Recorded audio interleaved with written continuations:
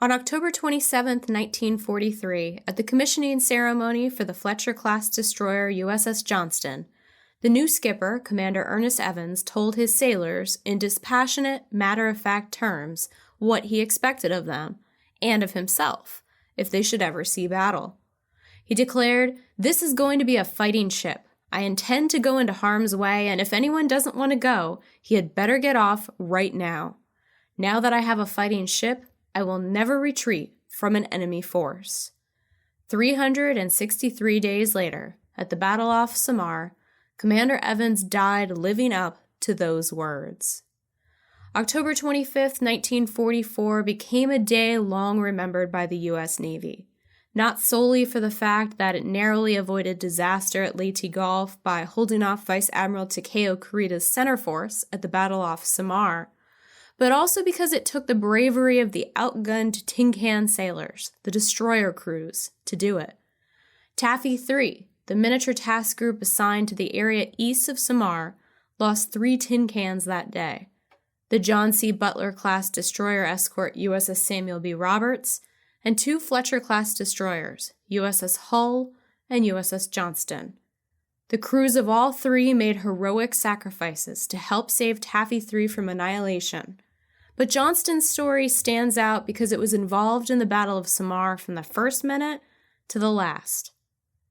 It all began at 6:59 a.m. when Japanese shells began shrieking overhead, narrowly missing one of Taffy 3's escort carriers, USS Gambier Bay. The general quarters alarm sounded, rousing the Johnston's 273 sailors from their bunks. Commander Evans, a 36-year-old graduate of the Naval Academy class of 1931 with Cherokee ancestry, reached the bridge and began barking orders. "All hands to general quarters. Prepare to attack a major portion of the Japanese fleet. All engines ahead flank. Commence making smoke and stand by for torpedo attack. Left full rudder." Without receiving orders from the Taffy commander, Rear Admiral Clifton Sprague, USS Johnston charted its way northwest, closing with Kurita's center force, which had appeared on the horizon as if by magic. Kurita had a powerful fleet with him. His force included the super battleship Yamato, the battleships Kongo, Haruna, and Nagato, the heavy cruisers Tone, Kumano, Chikuma, Chokai, Suzuya, and Haguro, the light cruisers Yahagi and Noshiro, and 11 destroyers. Taffy 3 possessed only 13 ships, 6 Casablanca-class escort carriers, 4 destroyer escorts, and 3 destroyers. None of the American ships mounted anything larger than a 5-inch gun. The battle promised a lopsided Japanese victory. Lieutenant Robert Hagen, Johnston's 25-year-old gunnery officer, was on the bridge as Johnston made its headlong rush at the Japanese line. Hagen remembered the harrowing moments. All this time I had been completely, sickeningly impotent. I checked my gun stations, seeing that everything was in order. But after that, there was nothing I could do but wait. Meanwhile, the skipper had given me an order to commence firing at any Jap target as soon as the range was closed. So when it did close, I did not have to wait for permission. At 7:15, we closed range and I opened fire on the nearest cruiser. We scored a number of hits. I presume our first hit made the Japs angry. Maybe they were insulted by our colossal nerve. The cruisers and battleships were in echelon to our port in a position where they could fire all their forward guns at us without shooting over one another. But the Japanese fire was decidedly unimpressive. They should have sunk us immediately. Even so, their shells finally started straddling us, and the captain realized we couldn't live long at that rate. He made one of his lightning decisions to attack with torpedoes. We started bearing in straight for the nearest cruiser. Looking through my telescope, I could see the cruisers vengefully shooting at us. Splash, splash, splash, zing. One 8-inch shell landed in the water right off our bow and splashed red dye in my face. I mopped the stuff out of my eyes and said to the 5 men and the director with me, "It looks like somebody's mad at us." During the 5 minutes in which we bore in for the torpedo attack, no less than 4 of the big ships were shooting at us simultaneously at any given moment. Still, they didn't hit us. In those 5 minutes, we fired more than 200 rounds and scored at least 40 hits inflicting serious damage. At about 7:20, Evans ordered the torpedoes fired. Each Fletcher-class destroyer had 2 torpedo projectors which carried 5 torpedoes apiece. The projectors swiveled to starboard and aimed at the line of cruisers. With a heavy splat, they leaped into the water and began running hot, straight, and normal. American torpedoes were notoriously inaccurate, but due to the precision of Johnston's crew, one of them slammed into the bow of the heavy cruiser Kumano, tearing off a huge section of it.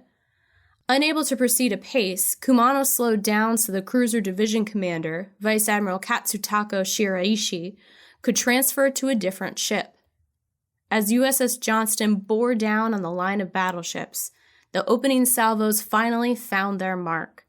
A salvo from Congo's main battery struck Johnston's main deck, ripping into the engine room, followed immediately by a salvo of 6-inch projectiles from Yamato's second battery, which struck the bridge. Somehow, Lieutenant Hagen managed to survive the blast. At 7:30 a.m., we got it. 3 14-inch shells from a battleship, followed closely by 3 6-inch shells from a light cruiser, hit us. It was like a puppy being smacked by a truck.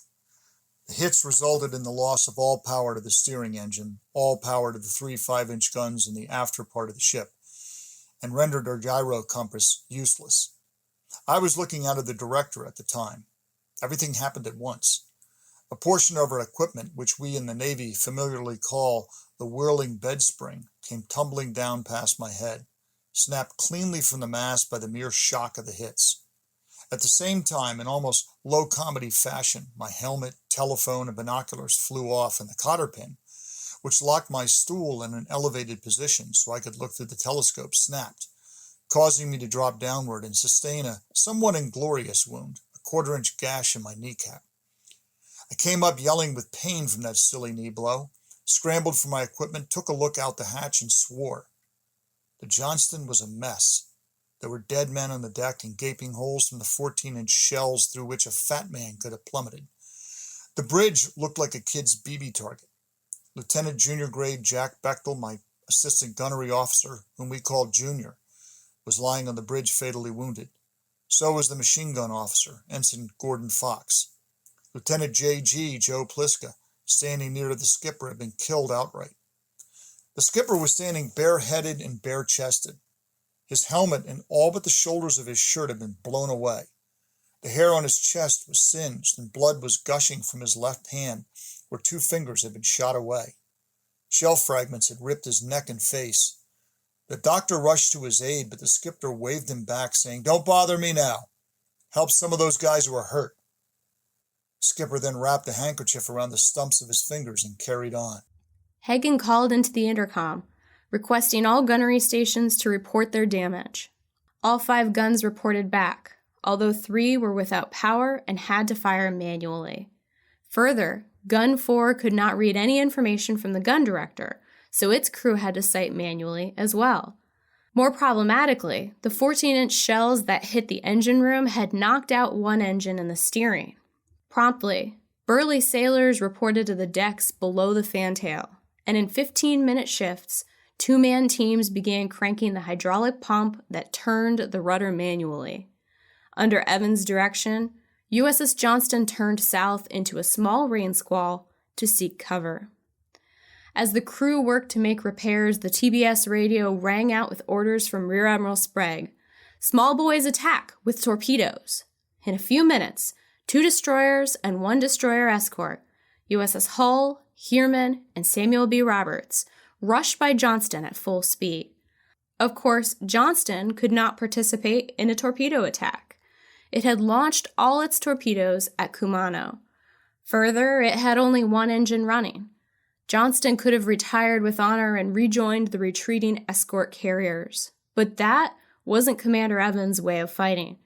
Still bleeding from his mangled hand, he bellowed to his remaining bridge staff, "We'll go in with the destroyers and provide fire support." As the crewmen turned the rudder manually, Johnston came about and joined the column of destroyers. The Japanese shell splashes continued to send huge colored geysers skyward as Johnston let loose with its 5-inch guns. With smoke and spray clouding the air, it became impossible to see. In fact, as Johnston trucked along, it nearly crashed into Heermann, which veered away from the Japanese line after releasing its torpedoes. From the wrecked bridge, Lieutenant Hagen witnessed the awful scene. At 8:10, we had another paralyzing experience, and it was one of our destroyers that supplied it. We were coming out of a heavy smoke screen. Suddenly, we saw the Heermann, only 200 yards away, heading straight at us on a collision course. The skipper bellowed, "All engines back full!" With one engine, we couldn't do much more than slow down. I felt a curious, hopeless, detached, wrung-out unconcern as I looked over our bow and couldn't see water. Only the Heermann. Hope we don't batter her up too much, I dreamily thought, for our bow was pointed straight at her bridge. Finally, the Heermann's 2 engines backed her out from the collision course. We missed her by less than 10 feet. The sudden course correction caused by its near collision with Heermann put Johnston on a path that took it directly past the Japanese battleship line. At 8:20, the 36,000-ton Congo loomed out of the smoke, only 7,000 yards off Johnston's starboard beam. For 40 seconds, the 2 ships exchanged fire, with most of Johnston's shells bouncing off the pagoda superstructure. Thankfully, Congo's guns couldn't get low enough. All the 14-inch shells passed harmlessly overhead. As Johnston veered south, once again on its own, it came across a depressing sight. One of Taffy 3's escort carriers, USS Gambier Bay, had just received damage from Yamato. A powerful 18-inch shell had struck near the ship and flooded Gambier Bay's forward engine room, cutting its speed down to 8 knots.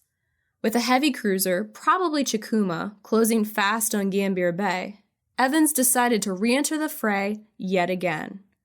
Turning to Hagen, he delivered an order that struck the young lieutenant as the most courageous he had ever heard. "Commence firing on that cruiser, Hagen," he said. "Draw her fire on us away from the Gambier Bay." Again, I said, "Aye, aye, sir," and under my breath again, I said, "Surely you jest." A crippled tin can engaging in a deliberate slugging match with a heavy cruiser? We closed to 6,000 yards and scored 5 hits. Reacting with monumental stupidity, Jap commander ignored us completely and concentrated on sinking the Gambier Bay. He could have sunk us both. By permitting us to escape, he made it possible for us to interfere a few minutes later with a destroyer torpedo attack that might have annihilated our little carrier force. At 8:40, the captain broke off the futile battle with the cruiser when he saw 7 Jap destroyers closing in rapidly on the carriers. By this time, the hull had been severely damaged and was sinking. The Roberts was burning furiously, and the Heermann was off with the main carrier force. So the Johnston took them on alone. Hopeless as it was, Commander Evans outfought them as long as he could. In actuality, Johnston faced down the light cruiser Noshiro, which was leading a train of 7 destroyers. Johnston's 5-inch gun struck Noshiro 12 times, forcing it to break off the attack. Then the guns took aim at the next destroyer in line, scoring 5 more hits. After receiving this drubbing, the Japanese destroyer squadron broke off the attack. The remaining destroyers peeled away to the east instead of closing in for the kill. They moved out of gun range, and only then did they launch torpedoes. But from that distance, none of them stood a chance of hitting Johnston or Gambier Bay. Despite Johnston's intervention, nothing could be done to save Gambier Bay. A well-aimed salvo from a cruiser struck the ship, knocking out its steering. Dead in the water, suffering from internal explosions, the unfortunate escort carrier made easy prey for the heavy guns of Yamato and Congo. Realizing the hopelessness of his case, Captain Walter Vueg ordered all codebooks destroyed and his crew to abandon ship. At 9:07, even as men made their way down the rope ladders, Gambier Bay capsized. About 131 men perished with the ship. The other 800 were rescued over the course of the next few days. With Gambier Bay going down, the heavy cruisers once again took aim at Johnston, which was the only other American ship in the area. Clearly, Evans' decision to intervene on Gambier Bay's behalf was about to come with a high price. If the earlier Japanese salvos had been mostly wild, that was no longer the case. At 9:10, Johnston received a salvo that knocked out one of the forward guns and damaged the other. A weapons locker took a direct hit, causing dreadful fires. Soon, more salvos knocked out 2 of the 3 rear guns. With smoke pouring in through the damaged bridge, Commander Evans retreated to the fantail, where he yelled his orders through an open hatch at the men who were turning the rudder by hand. Through his direction, Johnston kept going in circles, attracting more attention from the enemy fleet. The remaining enemy cruisers closed in on all sides, desperately trying to finish it off. But with so much smoke, limited speed, and only 1 gun operational, this game could not last. At 9:45, unable to do anything more, Evans ordered abandoned ship. Back at the gun director platform, Lieutenant Hagen remembered Johnston's final moments. In the gun director, we were having our own troubles. The place was full of smoke. Our eyes were streaming, and we were coughing and choking as we carried out our duties. Now we were in a position where all the gallantry and guts in the world couldn't save us. There were 2 cruisers on our port, another 2 cruisers ahead of us, and several destroyers on our starboard side. The battleships, well astern of us, fortunately had turned coy. We desperately traded shots, first with one group and then the other. We knew we could not survive. We figured that help for the carriers must be on the way, and every minute's delay might count. By 9:30, we were going dead in the water. Even the Japs couldn't miss us. They made a sort of running semicircle around our ship, shooting at us like a bunch of Indians attacking a prairie schooner. Our lone engine in the fire room was knocked out. We lost all power, and even the indomitable skipper knew we were finished. At 9:45, he gave the saddest order a captain can give. Abandon ship. Up in the gun director, what with the smoke and lack of communications, we were a little slow in getting the word. The 5 stalwart men in there with me were standing by quietly. There was nothing more we could do. I peered out and couldn't see a living soul on the forecastle. "What the hell are we doing here?" I said. "Let's abandon ship." The last word was hardly out of my mouth when the 5 men went racing for the rail. I was so surprised that I stood stock still a moment, then lit out myself. I made my way to the forecastle. I couldn't get aft without walking over piles of bodies, and like a man in a dream, very carefully and leisurely, took off my shoes and dived in. Taking off my shoes, incidentally, was the worst mistake I could make. My feet got so sunburned in the water that I limped for days afterward. At 10:10, the USS Johnston rolled over and began to sink. A Jap destroyer came up at 1,000 yards and pumped the final shot into her to make sure she went down. A survivor saw the Japanese captain salute her as she went down. That was the end of the Johnston. It was also the end of Commander Evans. Although several theories exist concerning his final fate, most likely he was killed by the final Japanese salvo as he attempted to swim to Johnston's motorized whaleboat. It had been a horrible day for the crew. About 50 men had been killed in action. Another 45 died on rafts or on debris while waiting for rescue, either from the effects of their wounds or from shark attacks. And another 92 were never seen again. It took another 2 days for rescue ships to reach the area, an unfortunate decision rendered by American reluctance to return to the area for fear of enemy submarines. Of Johnston's complement of 327 sailors, only 141 were saved. At noon on October 27th, the same day and almost the same hour of Johnston's commissioning a year earlier, an LCI picked up Lieutenant Hagen, who now pondered the true meaning of Evans' words, never to retreat from an enemy force. Hagen had seen the human cost of that promise. 60 years later, and long after Evans' bravery had been acknowledged by the posthumous awarding of a Medal of Honor, historian James Hornfisher had this to say about Evans' death in his award-winning book, last stand of the tin can sailors.